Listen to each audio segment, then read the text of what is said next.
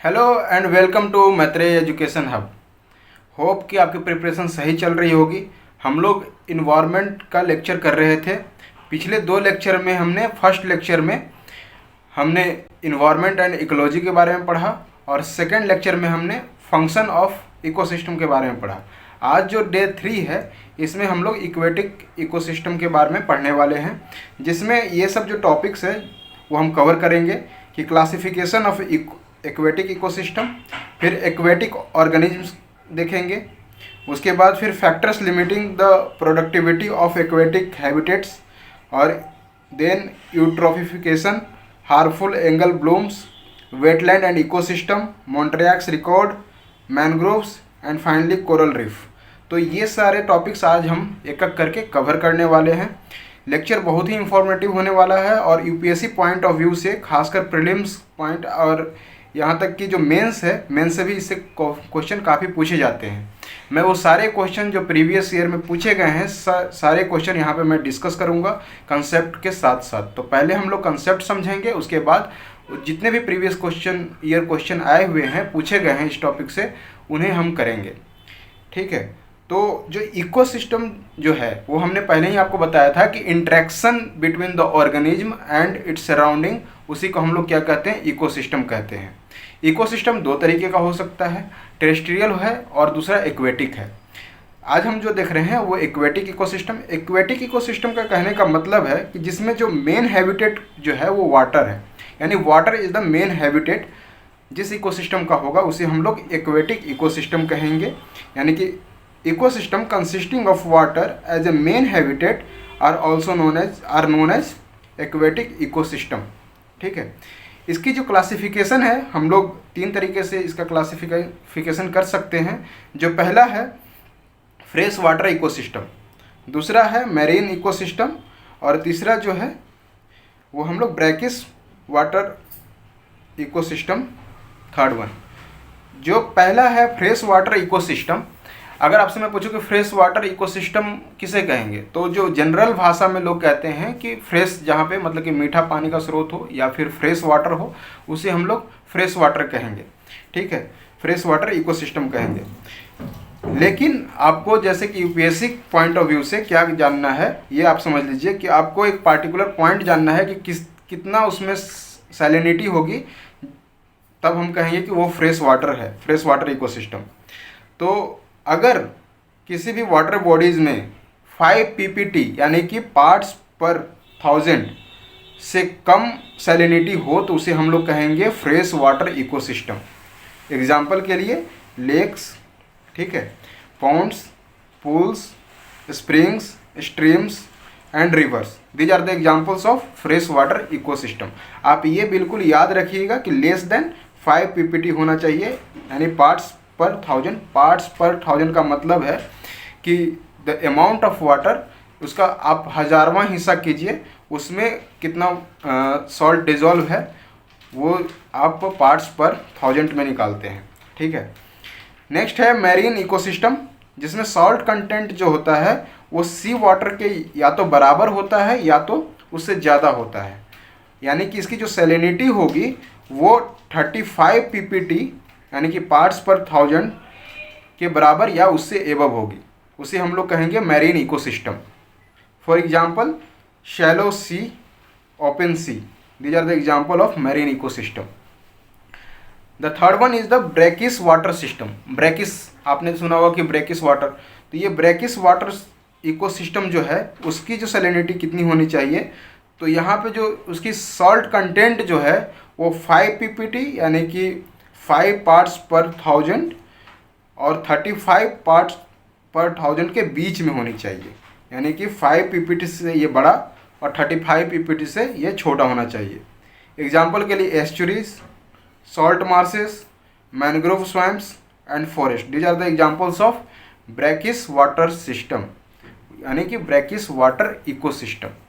आप इसे ध्यान से इन एग्जाम्पल को याद कर लें, और साथ ही जो ये स्पेसिफिकेशन है, जो 5 ppt और ये 35 ppt के बीच में है, इसे बिल्कुल याद रखें, क्योंकि यूपीएससी यही आपसे अगर पूछेगी भी इससे क्वेश्चन तो इसी एरिया से पूछेगी, और ऐसे ही पूछेगी कि भाई कि मतलब कि 5 पीपीटी से अगर कम है तो कौन सा वाटर है, या ये पूछ सकती है कि फ्रेश वाटर में कितना वो पीपीटी होता है। ठीक है, नेक्स्ट हम लोग देखते हैं factors limiting the productivity of aquatic habitats. ये कौन कौन से ऐसे फैक्टर्स हैं जो कि एक्वेटिक हैबिटेट की। नेक्स्ट हम देखते हैं कि इकोसिस्टम, जो एक्वेटिक इकोसिस्टम है उसके फैक्टर्स को लिमिट, यानी कि उसकी जो प्रोडक्टिविटी है उसको लिमिट करने वाले कौन कौन से फैक्टर्स हैं। तो जो पहला है वो है सनलाइट, यानी कि जैसे सनलाइट अगर ज़्यादा होगा, ज़्यादा अमाउंट में सनलाइट रिसीव होगा तो क्या होगा कि मतलब कि जो प्लांट्स हैं वो अपनी जो फोटोसिंथेसिस है वो अच्छे से कर पाएंगे और उनकी प्रोडक्टिविटी बढ़ जाएगी। हमने आपको बताया था पिछले लेक्चर में डे 2 में कि प्रोडक्टिविटी क्या होता है, प्राइमरी प्रोडक्टिविटी और सेकेंडरी प्रोडक्टिविटी। अगर आपने नहीं देखा तो प्लीज़ जाके उस लेक्चर को ज़रूर देखें। तो यहाँ पर देखें कि सनलाइट क्या है। अगर एक्वेटिक, यानी कि एक्वेटिक इकोसिस्टम में वाटर बॉडीज़ हैं, वाटर बॉडीज़ जो सनरेज आ रही हैं तो कुछ ही एरिया तक, कुछ ही रीजन तक वहाँ पे सनलाइट पेनिट्रेट कर पाती हैं, उसके बाद सनलाइट पेनिट्रेट नहीं कर पाती हैं। तो जहाँ तक सन रेज जाती हैं उस जोन को हम लोग कहेंगे फोटोइक जोन, है ना। और यहाँ पर आप देखते हैं कि ऑर्गेनिज्म भी पाए जाते हैं और साथ साथ जो फाइटोप्लैंक्टन्स हैं या फिर जो एल्गीज हैं या प्लांट्स हैं, सी प्लांट्स हैं, तो वो क्या करेंगे, फोटोसिंथेसिस करेंगे। और जो ऑर्गेनिज्म है ना, जो एनिमल्स हैं, जो मैमल्स हैं, जो फिशेस हैं, वो क्या करेंगे, रेस्पिरेशन करेंगे। ठीक है, तो यहाँ पर आपको दोनों क्रियाएं देखने को मिलेगा, फोटोसिंथेसिस प्लस रेस्पिरेशन। लेकिन इसके बियॉन्ड जो है वो एफोटिक जोन आता है जहाँ पे सनलाइट नहीं जा पाती हैं और वहाँ पर सिर्फ आपको ऑर्गेनिज्म देखने को मिलेगा और वहाँ पे सिर्फ और सिर्फ रेस्पिरेशन ही हो पाता है, क्योंकि वहाँ पे प्लांट्स नहीं रह पाते, क्योंकि फोटोसिंथेसिस के लिए इनफ सनलाइट अवेलेबल नहीं है। इसीलिए वहाँ पर आपको सिर्फ और सिर्फ रेस्पिरेशन की क्रिया देखने को मिलेगी। तो इस तरह से क्या कर रहा है कि जो प्रोडक्टिविटी है ना एक्वेटिक सिस्टम का, सनलाइट कैसे लिमिट कर रहा है। ठीक है, क्योंकि एक पार्टिकुलर जोन में ही फोटोसिंथेसिस हो पा रही है और फोटोसिंथेसिस के कारण प्रोडक्टिविटी हो पा रही है। ठीक है, एक चीज़ आप यहाँ पे याद रखिएगा, जो डीप सी ऑर्गेनिज्म होते हैं उन्हें बेंथिक कहा जाता है। ठीक है, ये टर्मिनोलॉजी कभी कभी एग्जाम में दिया हुआ रहता है।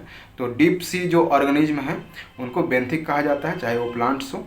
ठीक है, सेकंड है जो लिमिटिंग फैक्टर है वो है डिजॉल्व ऑक्सीजन। डिजॉल्व ऑक्सीजन कहने का मतलब कि जो वाटर में कितने अमाउंट डिजॉल्व ऑक्सीजन, कितने अमाउंट डिजॉल्व है। क्योंकि आपको पता है कि किसी भी ऑर्गेनिज्म के जीवित रहने के लिए, है ना, जो एनिमल्स हैं उनको जीवित रहने के लिए ऑक्सीजन की रिक्वायरमेंट बहुत ज़्यादा होती है, क्योंकि वो रेस्पायर करते हैं, रेस्पिरेशन एक प्रोसेस करते हैं। ठीक है, तो अगर एक पार्टिकुलर लिमिट से डिजॉल्व ऑक्सीजन कम हो जाए तो वो क्या हो जाएगा कि वहाँ पे ऑर्गेनिज्म जो है वो मरने लगेंगे और अंततः क्या होगा कि वो जो एक्वेटिक सिस्टम है, इकोसिस्टम है, वो पूरी तरह से डिक्लाइन कर जाएगा और वहाँ पर बिल्कुल ये डेड हो जाएगा और पॉल्यूटेड हो जाएगा, हैवली पॉल्यूटेड हो जाएगा। ठीक है, तो ये फ्रेश वाटर में जो डिजॉल्व ऑक्सीजन है उसकी मात्रा कितनी होनी चाहिए ये भी आपको याद रखिए इसे, कि उसकी जो अमाउंट है वो 10 ppm, ppm कहने का मतलब पार्ट्स पर मिलियन। ठीक है, पार्ट्स पर मिलियन ppm हम लोग बोलते हैं। यानी कि फ्रेश वाटर की जो डिजॉल्व ऑक्सीजन की जो मात्रा होगी वो 10 ppm तक होनी चाहिए। ठीक है, बाई वेट, या फिर आप यूँ कह लें कि 0.0010% अगर परसेंट में आप निकालते हैं तो जो डिजॉल्व ऑक्सीजन होता है वो इन्वर्सली प्रोपोर्शनल आप बोल सकते हैं वार्म वाटर के। अगर वाटर जो वार्म है तो वहाँ पे डिजॉल्व ऑक्सीजन की कमी होगी। ठीक है, जितना ज़्यादा ये वार्म वाटर होगा उतनी मात्रा उसमें कम होगा ऑक्सीजन की। ठीक है, और वार्म वाटर अगर ज़्यादा होगा तो वहाँ पे डिकम्पोजर एक्टिविटी जो होंगे वो ज़्यादा होंगे। ठीक है, मैंने आपको बताया था कि टेम्परेचर अगर ज़्यादा है किसी भी चीज़ में तो वहाँ पे डिकम्पोजिशन बहुत ज़्यादा होता है, आपको पिछले लेक्चर में मैंने बताया था। तो यहाँ पे जैसे कि वार्म वाटर अगर ज़्यादा है तो डिकम्पोजर एक्टिविटी बहुत तेज़ी से हो रहा है। ठीक है, ये सब अभी आपको एल्गल ब्लूम वाला जो मैं बताऊँगा उसमें मैं बताऊँगा कि किस तरह से अगर वार्म वाटर, जैसे कि अभी करंट में आप पढ़ते हो कि क्लाइमेटिक चेंज की वजह से ओशियनिक एसिडिफिकेशन हो रहा है, ओशियन वार्म हो रहे हैं। तो ये वार्म होने के कारण क्या हो रहा है कि डिजॉल्व ऑक्सीजन की मात्रा भी घट रही है और साथ ही साथ वहाँ पे डिकम्पोजर एक्टिविटी ज़्यादा हो रही है। तो डिकम्पोजर एक्टिविटी ज़्यादा होंगी तो जो डिकम्पोजिशन है उसे मैंने बताया था कि ये ऑक्सीजन रिक्वायरिंग प्रोसेस है, तो उसको ज़्यादा ऑक्सीजन की ज़रूरत होगी, तो बहुत सारे ऑक्सीजन वो खुद ले लेगा डिकम्पोजिशन प्रोसेस में। ठीक है, तो जो ऑक्सीजन अवेलेबल होने चाहिए वहाँ पे ऑर्गेनिज्म के लिए वो एनफ नहीं रह जाएंगी और ऑर्गेनिज्म मरने लगेंगे।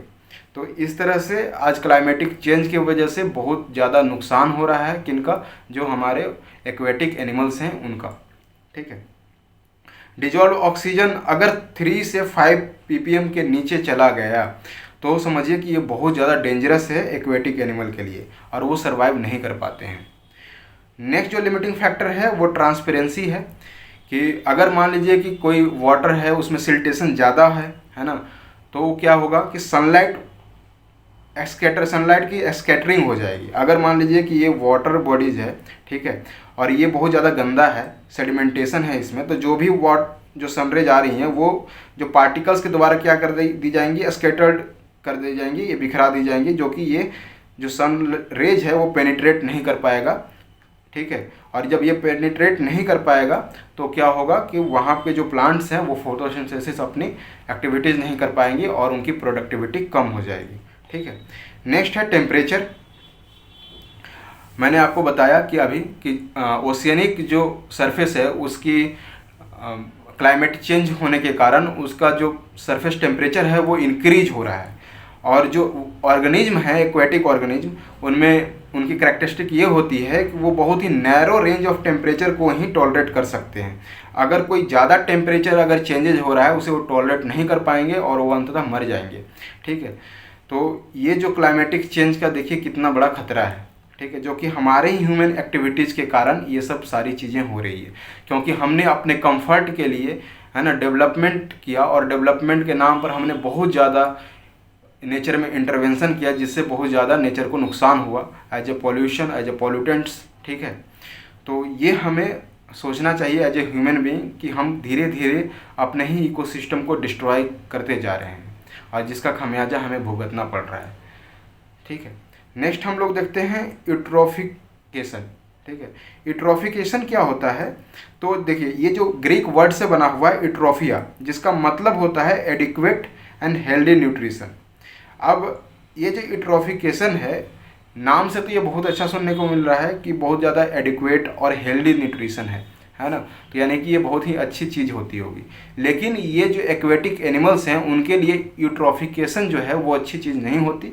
देखिए क्यों नहीं होती, क्योंकि ये जो यूट्रोफिकेशन होता कैसे है, तो ये देखिए मान लीजिए कि कोई एक वाटर बॉडीज है, ठीक है, और सराउंडिंग से जो रन ऑफ होकर, ठीक है, नाइट्रेट्स एंड जो फॉस्फेट है वो वाटर बॉडीज में आकर मिल जाती हैं। जो नाइट्रेट्स और फॉस्फेट जो है वो ज़्यादातर जो हमारे जो फर्टिलाइजर्स यूज हम लोग करते हैं अपने खेतों में, ठीक है, प्लांट्स के ग्रोथ के लिए, तो उससे क्या होता है कि ये वाटर के साथ मिक्सअप होकर वाटर बॉडीज में जाकर मिलती हैं, और ये वाटर बॉडीज में क्या होता है इन न्यूट्रिएंट्स का एक्सेस हो जाता है, यानी कि ये न्यूट्रिएंट्स ज़्यादा मात्रा में आ जाती हैं। और ये जो न्यूट्रिएंट्स ज़्यादा मात्रा में जब आती हैं तो ये फेवरेबल कंडीशन बनाता है एल्गी के जर्मिनेशन के लिए। जो एल्गी की जर्मिनेशन के लिए ये एक फेवरेबल कंडीशन बना देता है, जिससे क्या होता है कि बहुत सारे एल्गी जर्मिनेट कर जाते हैं। ये देखिए, और ये एल्गी का एक लेयर बन जाता है।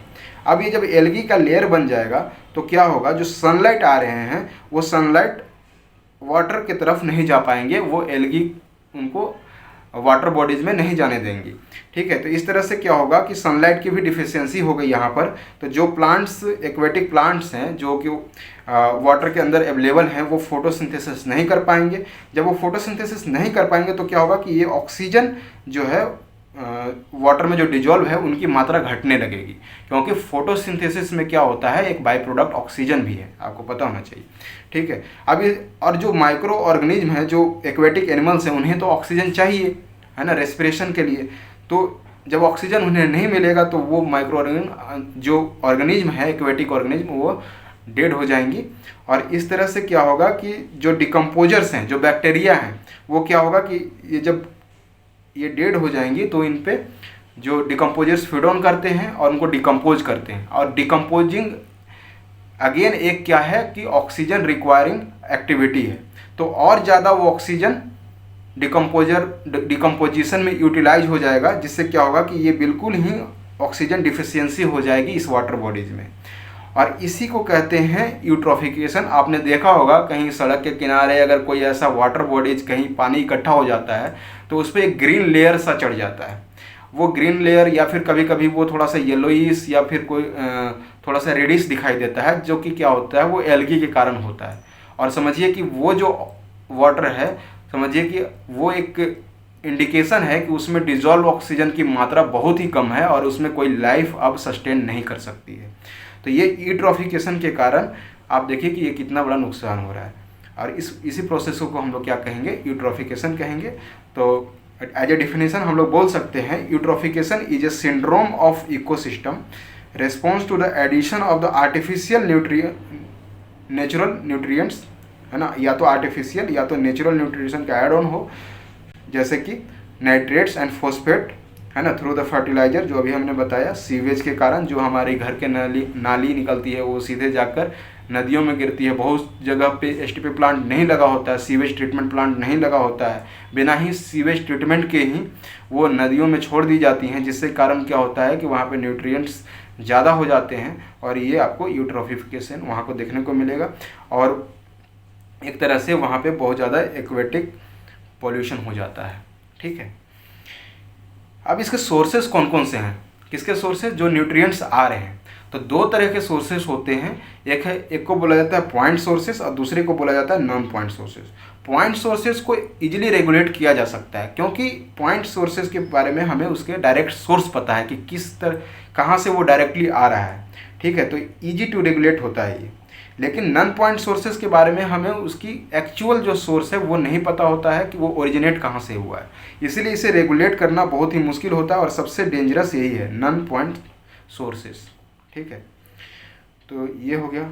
इसका आप यूट्रोफिकेशन का एक फ्लो चार्ट के जरिए आप इसे फिर से समझिए कि जो एग्रीकल्चर रन ऑफ है, अनट्रीटेड सीवेज है, वो क्या हो रही है कि वो transportation to the aquatic system में आकर मिल गई। वहाँ पर क्या हुआ कि न्यूट्रिशन का एक्यूमुलेशन हुआ और वहाँ पे न्यूट्रिएंट्स ज़्यादा मात्रा में उनकी इनरिचमेंट हो गई, यानी कि मात्रा उनकी बढ़ गई। उसके बाद फिर क्या हो गया कि एल्गी का ओवरग्रोथ हो जाएगा न्यूट्रिएंट्स के कारण, उसी को हम लोग बोलेंगे एल्गल ब्लूम बोलेंगे।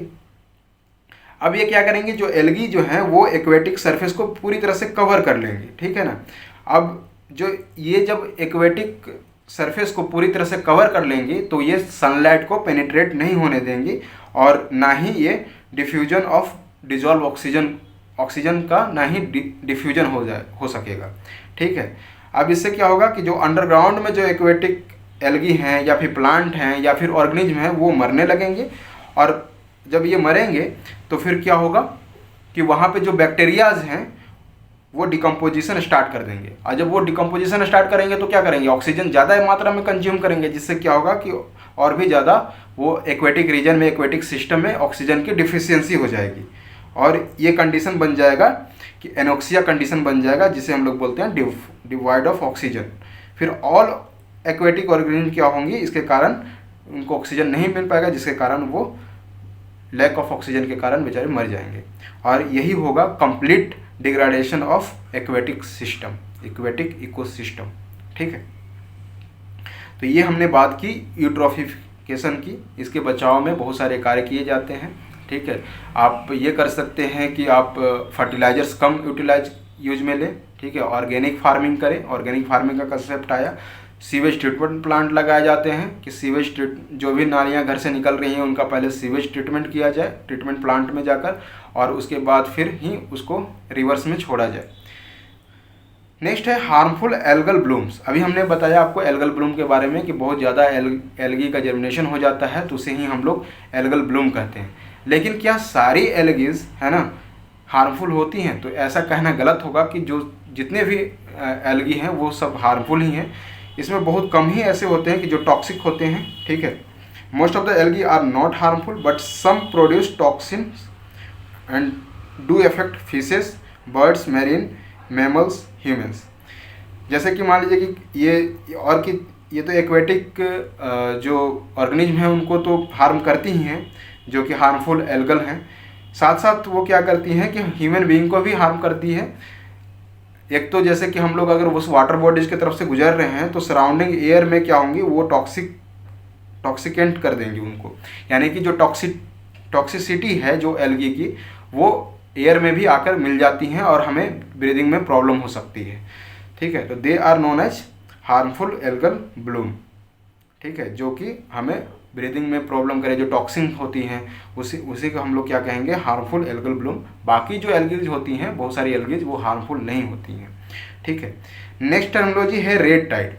नाम से तो ये लग रहा है कि कोई ज्वार भाटा आ रहा होगा जो टाइड्स है, लेकिन ऐसा नहीं है।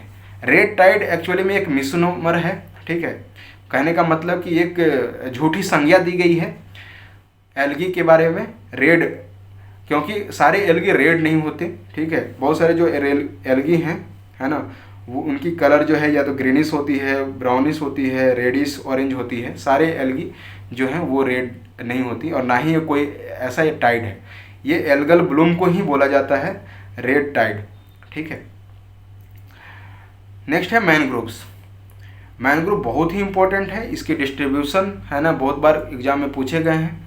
ठीक है, तो और इसके नेचर के बारे में हमें पता होना चाहिए, क्योंकि mangrove examination point of view से, साथ साथ इकोसिस्टम पॉइंट ऑफ व्यू से काफ़ी इंपॉर्टेंट है। तो होते क्या हैं मैनग्रोव्स? एक्चुअली ये स्मॉल ट्रीज, या यूँ कह लें कि ये सर्ब्स होते हैं। ठीक है, जिनके जो रूट जो सिस्टम है वो बिल्कुल ही सॉल्टी वाटर में, यानी कि मैरीन वाटर में ये जर्मिनेट होते हैं, और ये सॉल्टी सेडिमेंट्स में ऐसे ये देखिए ये धंसे होते हैं इस तरह से, है ना। और ये हमेशा आप देखेंगे कि कोस्टलाइन के अलोंग ये मैनग्रोव फॉरेस्ट आपको देखने को मिलते हैं। जो मैनग्रोव जो टर्मिनोलॉजी है वो दोनों टर्म में यूज होता है, या तो आप एज ए ट्री यूज कर लें कि मैनग्रोव ट्रीज, या तो आप बिल्कुल एक पूरे होल हैबिटेट को भी ये रिप्रेजेंट करता है, जैसे कि मैनग्रोव फॉरेस्ट हम लोग बोलते हैं। ठीक है, इसके कुछ कैरेक्टरिस्टिक हमें समझ लेना चाहिए, क्योंकि जो प्रीलिम्स है यूपीएससी का प्रीलिम्स, इसमें आपको कहीं ना कहीं आप देखोगे कि जब मैनग्रोव से या फिर कोरल रीफ से, इन सब से जब क्वेश्चन पूछता है तो उनका कैरेक्टरिस्टिक ही वो ऑप्शन में डाल देता है। तो ये आपको भली भांति याद रहनी चाहिए और पता होना चाहिए।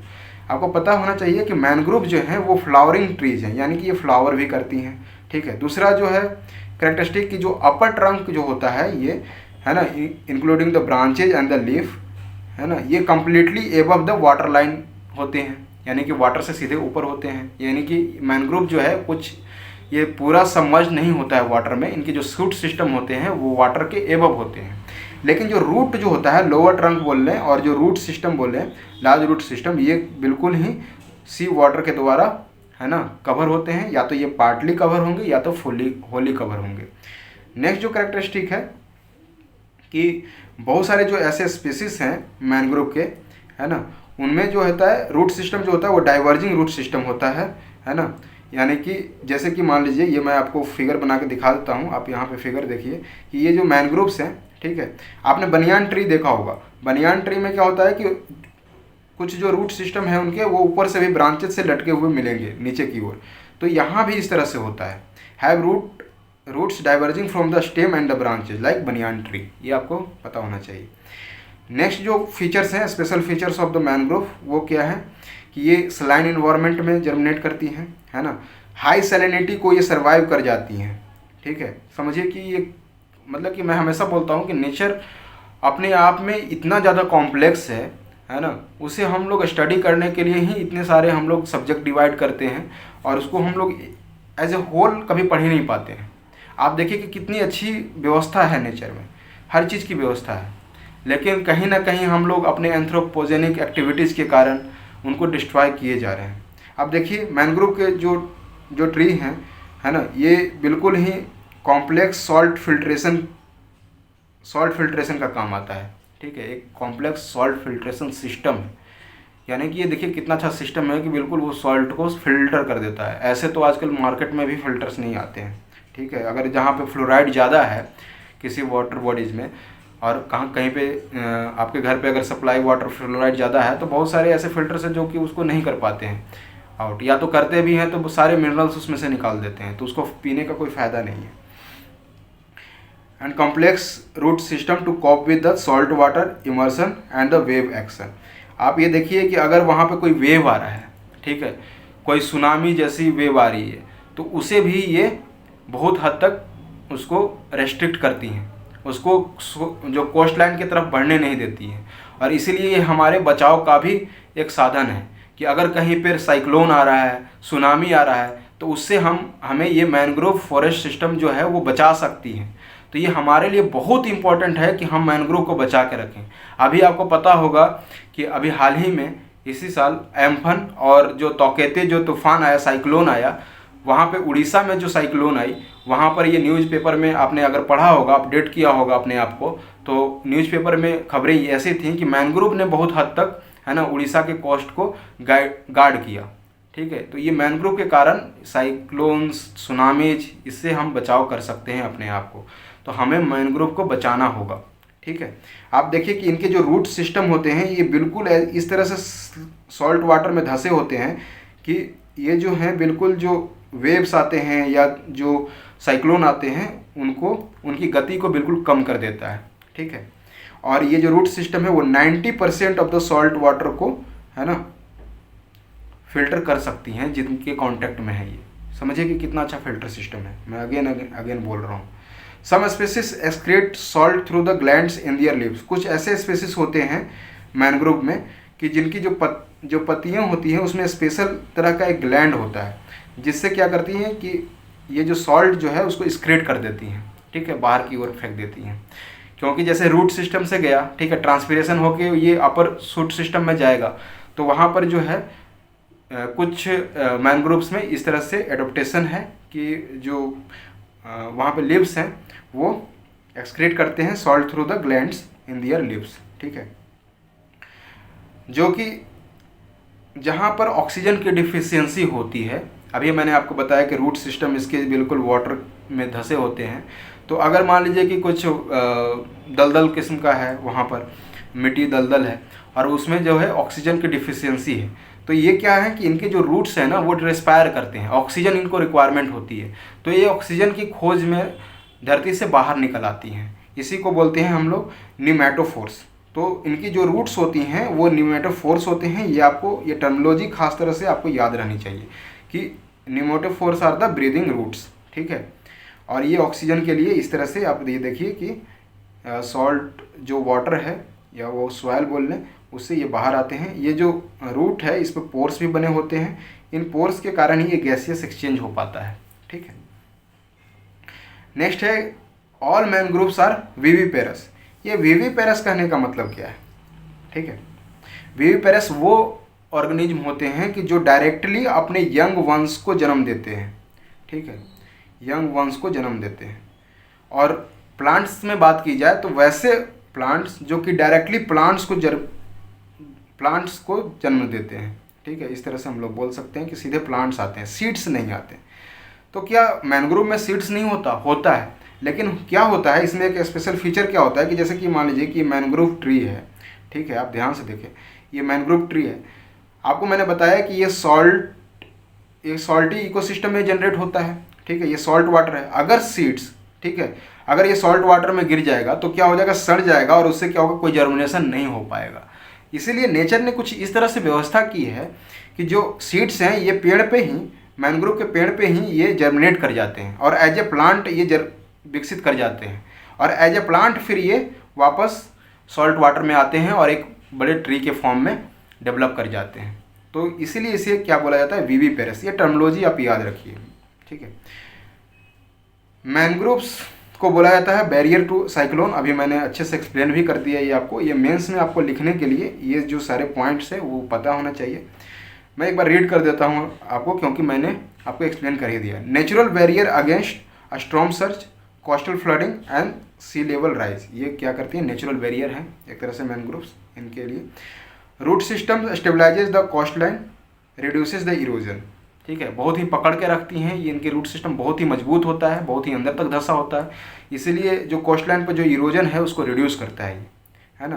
प्लस जो ट्रंक्स हैं वो स्पिरिट ब्रेकर की तरह काम करती हैं। किसके लिए, वेव्स के लिए, स्टॉर्म के लिए, कोई जो फ्लड है उसके लिए, ठीक है, साइक्लोन के लिए, एक स्टडी के अनुसार, ठीक है, according to a study, with an average height of 6 to 10 metre, है ना, जिन मैंग्रोव की 6 से 10 मीटर की हाइट है, ऑन एन एवरेज अगर एक स्टडी की गई जिससे पता चला कि ये जो साइक्लोन की गति को, है ना, उसके वेव्स को 60% तक कम कर देते हैं, 60% से वो रिड्यूस कर देते हैं उसे। समझिए कि ये कितना अच्छा है हमारे लिए। अदर बेनिफिट्स ऑफ मैनग्रोव्स में हम लोग देखते हैं कि ये वाटर क्वालिटी को मेंटेन करता है, क्योंकि ये बहुत अच्छा फिल्टर है, मैंने अभी बताया आपको, ठीक है। ये जो कुछ सेडिमेंट्स को ट्रैप कर लेते हैं, पोल्यूटेंट्स को ट्रैप कर लेते हैं, उनको फिल्टर कर देते हैं। Habitat for diverse area of terrestrial organism, ठीक है, यहाँ पे टेरेस्ट्रियल ऑर्गेनिज्म का भी एक अच्छा हैबिटेट के रूप में ये डेवलप होता है। आपको पता होगा खराई कैमल के बारे में, खराई कैमल्स, आप ये अगर पता नहीं है तो इसे नोट कर लें। आगे भी हम लोग जब फ्लोरा एंड फोना पढ़ेंगे तो खराई एंड कैमल के बारे में अच्छे तरह से पढ़ेंगे। ये जो कच्छ रीजन के में होता है, जो गुजरात में कच्छ जो रीजन है उसमें वहाँ पे होता है, और वहाँ पे ये मैनग्रोव ही इसका भोजन है, और इसे बोला जाता है स्विमिंग कैमल बोला जाता है। यूपीएससी ने इस पर क्वेश्चन पूछा हुआ है ऑलरेडी। तो आप देखिए कि ये diverse area of terrestrial organism के लिए एक हैबिटेट का काम कर रहा है, ठीक है। नेक्स्ट है कार्बन स्टोरेज, ठीक है। ये कार्बन को स्टोर बहुत वर्षों तक कार्बन को स्टोर किए हुए रहती हैं, 1000 ईयर्स तक ये कार्बन को होल्ड कर सकती हैं। तो ये एक तरह से कार्बन सेक्वेस्ट्रेशन का भी काम कर रहा है, ठीक है। ये कार्बन सिंक की तरह काम कर रहा है। मैनग्रोव, तो ये बोल सकते हैं mangrove are one of the best carbon sink available on the earth, ठीक है। किसी भी अदर ट्री के से ज़्यादा और ये कार्बन को स्टोर कर सकती हैं, तो हमारे लिए बहुत अच्छा है।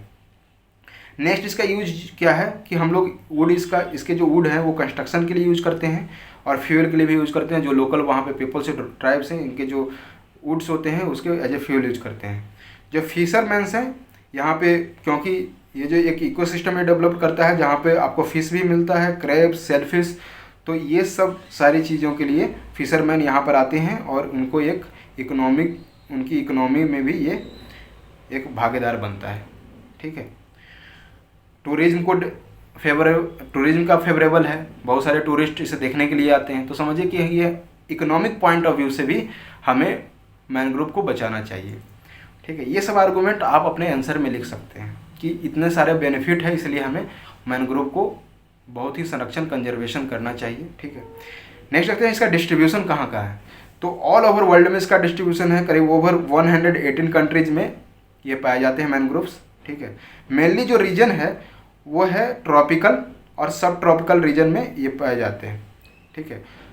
ट्रॉपिकल और सब ट्रॉपिकल में भी, ट्रॉपिकल रीजन में सबसे ज़्यादा मैनग्रोव पाए जाते हैं। एक बार एक क्वेश्चन पूछा था यूपीएससी ने कोरल रीफ्स के बारे में कि सबसे ज़्यादा कोरल रीफ्स किस रीजन में होते हैं, और उसमें एक ऑप्शन था ट्रॉपिकल। लड़कों में कन्फ्यूज़न था कि बुक में, हर एक बुक में क्या दिया हुआ है, ट्रॉपिकल एंड सब ट्रॉपिकल। अब कन्फ्यूजन ये था कि हम ट्रॉपिकल को सबसे ज़्यादा ये माने कि सब ट्रॉपिकल रीजन को सबसे ज़्यादा माने। तो आप यहाँ पे बिल्कुल क्लियर हो जाए कि मैनग्रोव जो है ट्रॉपिकल में सबसे ज़्यादा होता है, और कोरल रीफ्स के बारे में मैं बताऊँगा, कोरल रीफ्स भी ट्रॉपिकल में सबसे ज़्यादा होता है, ठीक है, उसका डिस्ट्रीब्यूशन। अगर कॉन्टिनेंट के वाइज देखा जाए तो एशिया इज़ द सबसे लार्जेस्ट जो है मैनग्रोव के हैबिटेट का है। उसके बाद अफ्रीका है, फिर नॉर्थ एंड सेंट्रल अमेरिका है, फिर ओशिनिया है और साउथ अमेरिका। उसके बाद फिर सबसे लास्ट में जो है वो साउथ अमेरिका है, ठीक है। ये आप सीक्वेंस बिल्कुल रट लें, ठीक है, मैं अगेन बोल रहा हूँ आपको, इसको रट लें। Approx 75% of the world's mangrove forest are found in just 15 countries, ठीक है। ये जो 15 कंट्रीज हैं ये सबसे ज़्यादा यहीं पे होता है। इंडिया में देखते हैं इसका डिस्ट्रीब्यूशन, तो इंटायर जो कोस्टल एरिया है यहाँ पर आपको मैनग्रोव देखने को मिलते हैं, ठीक है। गुजरात में, गोवा में, ठीक, फिर यहाँ पर आप केरला, तमिलनाडु, आंध्र प्रदेश, उड़ीसा, ये सारे जो स्टेट हैं यहाँ पर आपको जो मैनग्रोव आपको देखने को मिलेगा। जो सुंदरबन जो डेल्टा है, जो सुंदरबन मैनग्रोव से, ये सबसे वर्ल्ड में सबसे लार्जेस्ट रीजन है मैनग्रोव का, और एक तरह से ये यूनेस्को वर्ल्ड हेरिटेज साइट भी है, ठीक है। इसका जो एक्सटेंशन है आप देख सकते हैं, हुगली रिवर जो वेस्ट बंगाल से लेकर, है ना, जो यहाँ पे उड़ीसा कोस्ट से लेकर ये बांग्लादेश बेल्सवार रिवर तक इसका एक्सटेंशन है। तो वर्ल्ड का सबसे लार्जेस्ट मैनग्रोव फॉरेस्ट जो है वो सुंदरबन इंडिया में है, सुंदरबन मैनग्रोव्स। सेकंड जो इंडिया में सेकंड लार्जेस्ट इन इंडिया, ये याद रखिए, वर्ल्ड नहीं, इंडिया में जो सेकंड लार्जेस्ट मैंग्रोव सिस्टम है वो भितरकनिका मैंग्रोव सिस्टम है। बाकी आप ये कृष्णा गोदावरी बेल्ट देख लें, कावेरी डेल्टास देख लें, ठीक है, back water of Kerala, Goa, Gujarat, ये सब में भी मैंग्रोव पाए जाते हैं। मैंग्रोव को सबसे ज़्यादा थ्रेट किस किस से है, तो पिछले फ्यू डिकेड्स में 1/3 ऑफ द मैंग्रोव डिस्ट्रॉय हो चुके हैं। बहुत ही अलार्मिंग रेट से इसको काटा जा रहा है, इसको डिस्ट्रॉय किया जा रहा है फॉर द कंस्ट्रक्शन एक्टिविटीज़, ठीक है, एग्रीकल्चर के लिए क्लीन किया जा रहा है, होटल्स कंस्ट्रक्शन के लिए क्लीन किया जा रहा है, फार्म बनाए जा रहे हैं। तो इस तरह से जो डेवलपमेंट हो रहे हैं कोस्टल एरियाज़ में, उससे काफ़ी से नुकसान पहुंच रहा है। दूसरा जो थ्रेट है वो ओवर हार्वेस्टिंग है ना। ओवर हार्वेस्टिंग किसका, यहाँ पे हम लोग, मैंने आगे बताया आपको कि ये इसके लिए कंस्ट्रक्शन के लिए यूज़ किया जाता है, एज ए फ्यूल यूज किया जाता है इनकी लकड़ियों को, तो फायर वुड के लिए, ठीक है, कंस्ट्रक्शन वुड, चारकोल प्रोडक्शन और एनिमल फोडर के लिए, जैसे कि खराई कैमल जो है इन्हें अपना भोजन बनाती हैं, तो उनके लिए ये यूज होता है। और भी जो एनिमल्स हैं उनके फोडर के लिए यूज हो रहा है। तो ओवर हार्वेस्टिंग के कारण भी ये डिस्ट्रॉय हो रहा है। नेक्स्ट है over fishing, pollution and rising sea level. Pollution तो सबसे बड़ा एक कारण है ना। सी लेवल राइज हो रहे हैं तो क्या होगा, इनके रूट सिस्टम जो है वो होने चाहिए वाटर के अंदर, लेकिन क्या होगा कि अगर सी लेवल राइज करेगा तो ये पूरे सबमर्ज हो जाएंगे और इनका डेवलपमेंट अच्छे से नहीं हो पाएगा और ये डेड हो जाएंगे। तो इसके कारण भी ये थ्रेट में है। तो ये देखिए कि ये आज हमारा डे जो है थर्ड का ये फर्स्ट पार्ट रहा।